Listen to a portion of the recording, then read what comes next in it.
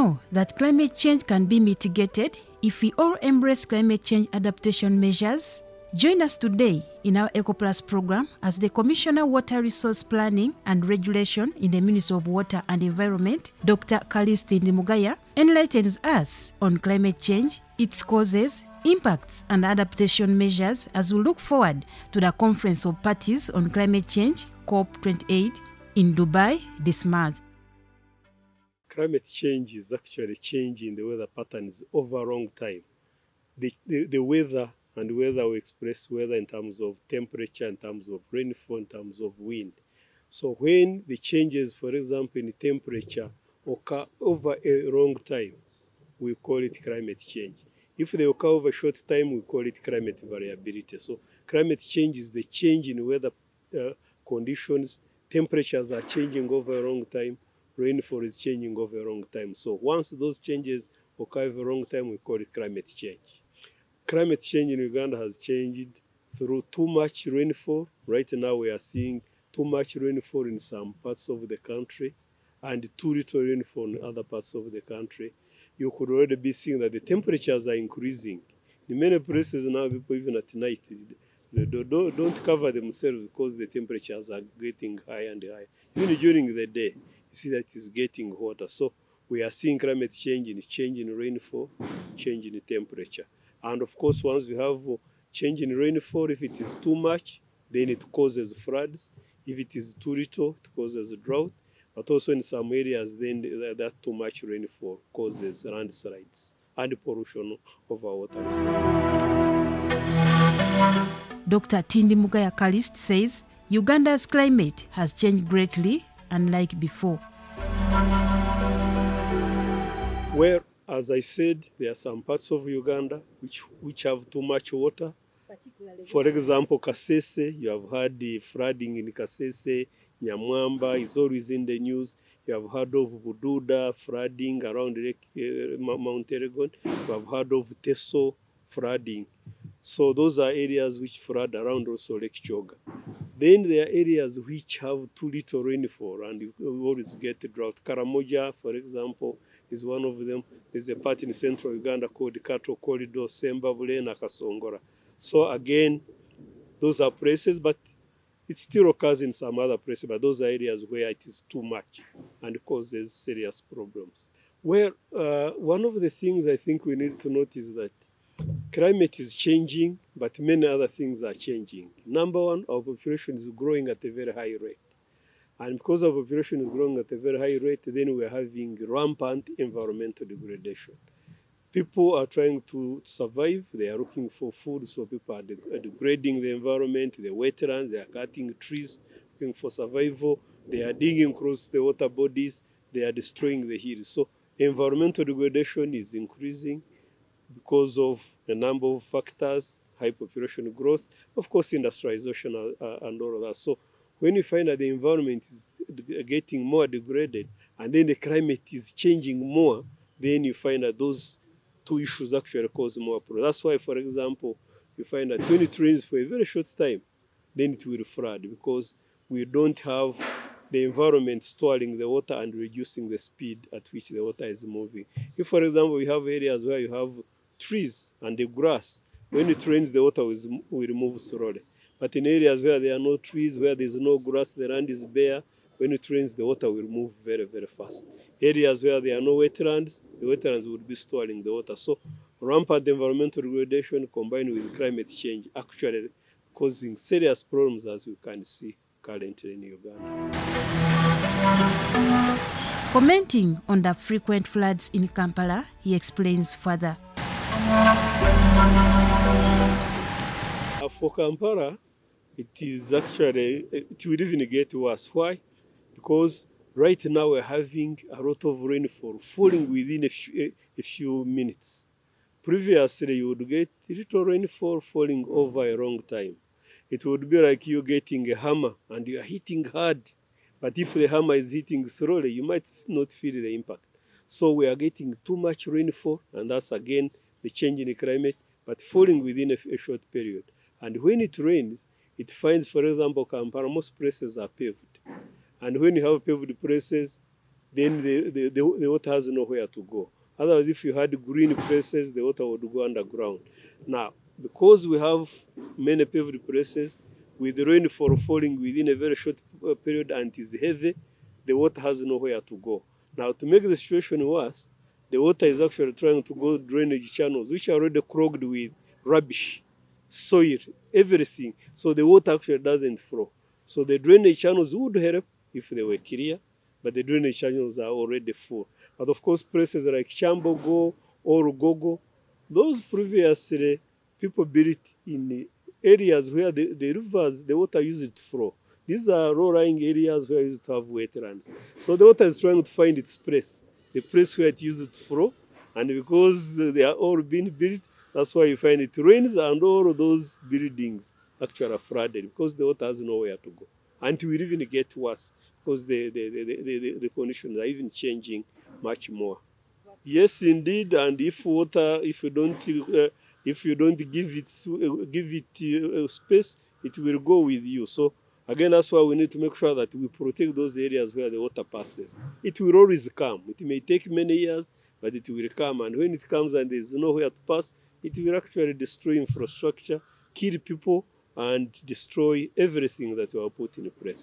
Much as climate change continues to be a big problem in the country and the world at large, Ministry of Water and Environment has come up with measures in mitigating it.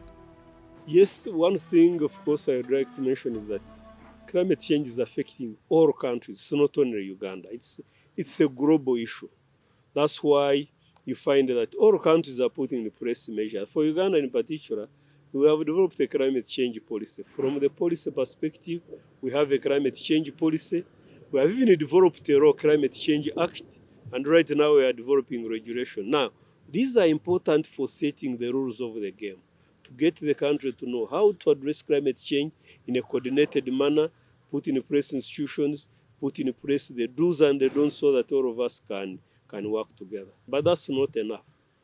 Laws and policies don't solve the problem. So we are having a number of programs and projects we are implementing on the ground to help us live with climate change. In climate change, there are two things we talk about. There is what is called mitigation. Basically, this is about removing greenhouse gases or reducing the amount of greenhouse gases entering into the atmosphere. When the greenhouse gases, these are the gases which reach in the atmosphere and form like a blanket. And when they form the blanket, then they get the temperature to increase. It will be like you covering yourself with a blanket. The more blankets you put there, the hotter it becomes. So those gases, when they go into the atmosphere, they create what is like a blanket. And then it is the one which causes the temperatures to increase.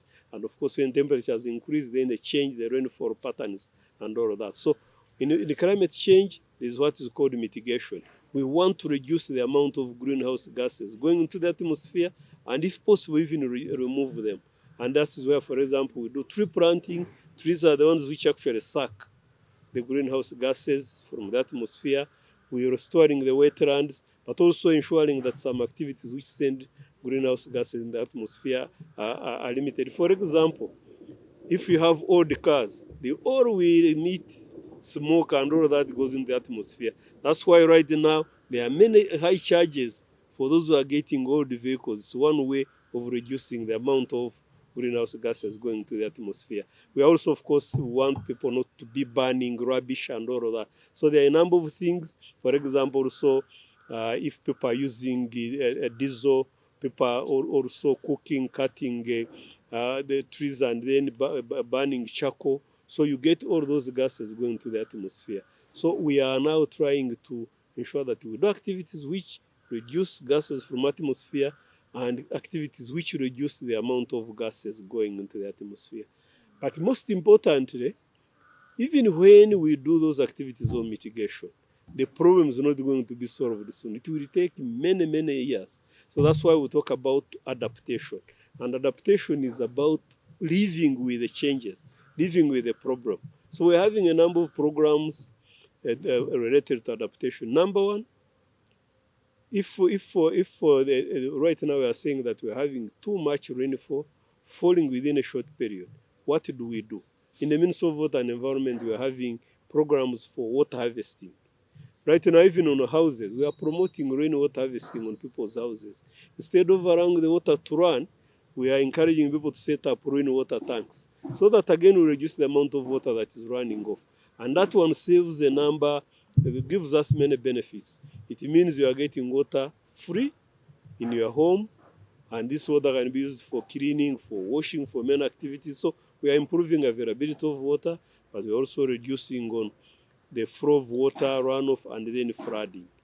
But also we are storing water in many places. We are storing water in dams and fire tanks, large reservoirs which store water, and there we are reducing the water that would be running off and causing problems, but we are storing this water so that it can be used in the dry period. And people can use it for irrigation, for drinking, and many other activities. But we are also restoring the ecosystem. That's why we are restoring wetlands, we are restoring forests, riverbanks, so that when it rains, those wetlands can store the water and release it gradually. The trees will reduce the water. So again, we are also getting people to harvest water on their land by constructing small check dams. Then they are also in hill areas, they are constructing terraces so that you reduce the amount of water. They are creating what are called stone bands so that you reduce really the impact. Developed countries actually suffering from climate change, but they are not impacted the way we are. Right now, we are saying that if people don't have money, then we get activities which they can engage in to actually create income. Right now we're having many income generating activities of all sorts. For example, even when you see people participating in parish development model, these are activities which are meant to get people into the money economy. And once you're in the money economy, then obviously you can survive. But also we are training people, we are raising their awareness so that when something happens, then they can respond very fast. We're also putting in place early warning systems that when the water is coming, then people are warned. People are living near the rivers, sometimes they are putting their bells, so that when the water is coming, you ring a bell and then people run away. We are also putting their gabions to stop the water to enter into people's houses. So there are many, many things we are doing in that regard. Where of course, there are a number of things people can do by themselves. So for households, we are not providing tanks. We are only giving them the knowledge on how to actually harvest that water. But they are supposed to get those facilities themselves. And some of them are not very expensive. Regarding those who refuse to relocate after being hit by climate change impacts, Dr. Tini Mugaya elaborates on the matter. Where, of course, like Bududa, you have had government getting programs to resettle them. Some have been brought to Kidyandongo, but of course, as you rightly say, some people want to remain in those places. Well, it's understandable. They have lived there. Those are the places you know. And I'm told that some of the people were taken in Kidyandongo actually went back. But what are we doing to make sure that even people can stay where they are? Number one, we are demarcating protection zones around, for example, a river or the lake. We know that when it rains, the amount of water will increase and rivers will break their banks. So we are demarcating areas which should be restored and protected so that people don't go there. For example, around lakes, we are supposed to have 100 meters around a lake where people shouldn't even put anything. And we demarcate with the pillars. We even put there live markers so that people can know the boundary. Meaning that when it rains and the water goes up, the water will stop at those areas to not reach the people.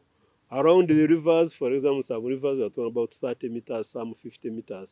So previously, people would dig very, very, very close to the river. Actually, some even go into the river or the lake. And of course, when it rains, then the people would be affected. Some of the crops they are put there would be destroyed. So right now, we are having massive demarcation programs all over the country. We are demarcating the protection zone around the wetland, around rivers and lakes, so that people can know how far they go. And we put their pillars. We also plant trees so that people can know. But those protection areas, we are using them for some activities which are environmentally friendly. For example, some of those areas, people are putting in beehives and then they put it, and beehives will be high. Even when it rains, they will not be affected. And people are harvesting honey, and many people are actually getting rich out of that. Some people are even putting in fruit trees. For example, people can plant mangoes or even apples or what where they occur, and then they survive. So we are protecting that area, but people can use it for environmental friendly activities. But we are also making sure that people are given alternatives. So, for example, if people have been digging in those areas because they want to survive, again, the president has been pushing for fish farming, that we give people, support them to set up fish ponds. And you find that in some of those areas, they are getting more money than they were getting before. In Kasese, for example, we are getting the youth start making materials out of the stones they were making. So we are getting people to know that it is going to be dangerous for them to continue work, staying in those areas. And in many areas, people are responding. So the trick now is giving them alternatives and ensuring that they don't go those places. You can't just chase them away without giving them alternatives. He also explained the adaptation measures as we live with climate change. So actual adaptation comes in different. For example, in agriculture, if you are looking at adaptation in terms of agriculture, then they are promoted, because agriculture, climate change is, for example, affecting some crop varieties. So they are now developing climate resilient or drought resilient the varieties of crops, so that even when it shines for a long time, they don't dry up. But also they are getting pest resistant crops. They are also improving soil and water conservation. So there is adaptation in health, adaptation in agriculture, in water, in energy. For example, in energy now they are talking about renewable energy, solar. Because how do you get people not to use the firewood? You give them alternative. Right now you have seen Ministry of Energy distributing gases, helping people to now change from firewood to using gas. So government is doing quite a lot, but of course we are still far. That's where we are mobilizing more money from the developed countries and other partners to ensure that we get everybody to do those activities that can help us to deal with climate change. The Conference of Parties is one of the outcomes of climate change in the world, of which Uganda is a member too. Yes, climate change conference called COP brings countries all together. Countries are called parties. So every country participates, and Uganda participates actively. We'll be having actually big delegation. We are hoping that the president will lead the delegation or his representative, and we'll be having all the different government agencies. We'll be having the media. We'll be having the private sector, the civil society, the cultural institutions, academia, all represented. So we have now been preparing, actually, as a country. We have been having meetings, prepare. Every country is expected to present what is called a position paper. And the position paper says, for us as a country, these are the things we want the countries which are causing us problems to do, but these are things we also are going to do. Then the countries also showcase what they have been able to do, more or less like accountability, because every year we agree. Through the climate change negotiations, all countries have agreed to prepare what more or less like a climate change action plan. We call it national determined contributions. So Uganda's national determined contribution was submitted last year in September, and it's our climate change action plan. So every year we report on how far we have gone, from underwater, environment, health, agriculture, energy, industry. So all of that we present it into, we give accountability. And of course, we also participate in negotiations. We are negotiating on a number of things. As you probably are aware, we are saying that developed countries are the ones which have caused us this problem, because they have emitted greenhouse gases into the atmosphere, and the climate has changed, and that's why we're having these floods, we're having these droughts, we're having these landslides. So one of the things we negotiate on is we call there's what we call loss and damage. That climate change is causing us losses and damages, and we want the developed countries to pay, so that we use this money to help us live with climate change. So last year in Egypt, Sharm el-Sheikh, it was agreed that we create a loss and damage fund where the developed countries will be putting money, and this money then, as the developing countries, will actually draw and be able to deal with climate change. These would be areas where we would get a self-service water, to give people income-generating activities, to restore wetlands, and all of those things that we needed to do to live with climate change. So we are expecting a number of things. Number one, during negotiations, we expect that the countries will commit more funds to put in the loss and damage fund, which was agreed on last year, but really they have been hesitating to put in money. So one of the things we are pushing for is for countries to put in money, and we want this money to come as grants. We don't want this money to come as loans. Some of them have been saying, we can give you concessional loans, but we are saying, no, you are the ones who caused us these problems. You have to give us money that has no condition, grants. The other one also, we expect to mobilize funds from other development partners. We'll be working with we'll be at Uganda's pavilion. We'll actually be trying to attract attention of UN agencies. We'll be attracting attention of the private sector and other funding agencies so that we can improve our ability to manage the fund. We also want to attract people to help us build the capacity, help us also improve and give us the technology to use. So we are very, very hopeful that at the end of the COP, Uganda will be stronger in terms of capacity, in terms of technology, but also in terms of money to come and help us to get out of the situation we are in.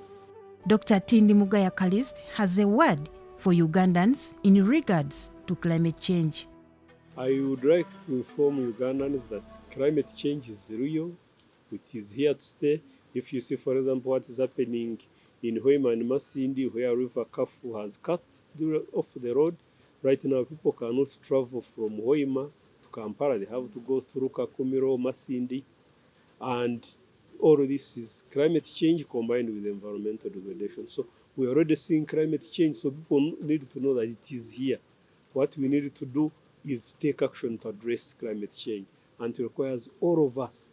It is not only governments, not only a few institutions, organizations. All of us have action to take. We need to restore our ecosystem. Let's not destroy the wetlands, cut trees, destroy the riverbanks. Let's harvest water. Let's also do activities that will enable us to improve our livelihoods and incomes so that we're able to live with climate change. As we look forward to the Conference of Parties on Climate Change in Dubai at the end of this month, let's correct our mistakes so as to reduce the impacts of climate change in Uganda.